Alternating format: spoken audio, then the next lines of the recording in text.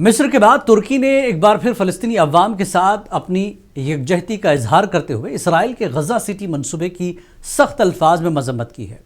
اسرائیل کی جانب سے غزہ میں تعمیر نو کے نام پر ایک نئے منصوبے کا اعلان کیا گیا، جسے ترکی نے نہ صرف قبضے کو مستقل کرنے کی کوشش قرار دیا بلکہ اسے بین الاقوامی قوانین کی کھلی خلاف ورزی بھی کہا۔ ترکی کی وزارت خارجہ کے ترجمان کے مطابق اسرائیل کا یہ منصوبہ فلسطینی عوام کی مرضی اور بین الاقوامی برادری کی منظوری کے بغیر مسلط کیا جا رہا ہے، جو کہ اقوام متحدہ کی متعدد قراردادوں کے خلاف ورزی ہے۔ ترکی کا موقف ہے کہ اسرائیل کی یہ کوشش غزہ میں انسانی بحران کو مزید بڑھا دے گی اور فلسطینی عوام کے بنیادی حقوق، خاص طور پر ان کے خود ارادیت کے حق کو پامال کرے گی۔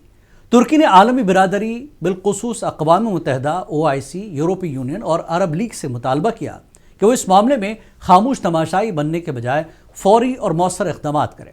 ترکی کے مطابق غزہ میں اسرائیل کی ایک طرفہ کارروائیاں نہ صرف غیر قانونی ہیں بلکہ ایک پائیدار امن کے راستے میں بڑی رکاوٹ بھی ہے۔ یہ مذمتی بیان ایک ایسے وقت سامنے آیا جب غزہ میں اسرائیلی بمباری اور محاصرے کے باعث انسانی بحران اپنے انتہا کو پہنچ چکا ہے، تو بنیادی سہولیات کی شدید قلت، اسپتالوں کی تباہی اور بے گھر ہونے والے لاکھوں فلسطینی ایک عالمی انسانی المیہ کی شکل اختیار کر چکے ہیں۔